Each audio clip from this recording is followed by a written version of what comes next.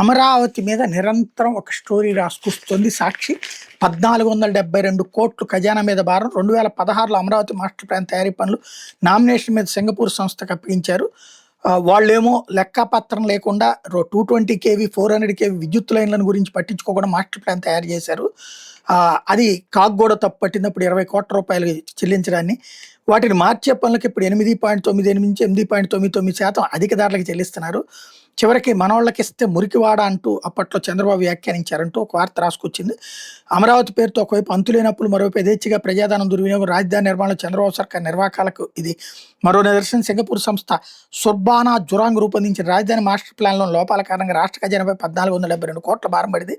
రాజధానిలో 220 KV 400 KV విద్యుత్ లైన్లను విస్మరించి మాస్టర్ ప్లాన్ రూపొందించారు.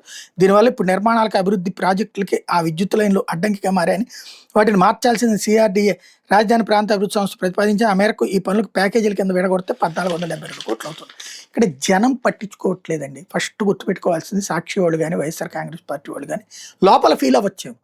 మీరు క్రియేట్ చేయాలనుకున్న 100 సమస్యల్లో ఇది కూడా ఒకటి అనుకుంటారు, కానీ ఇదే క్లియర్ అనుకోవట్లేదు.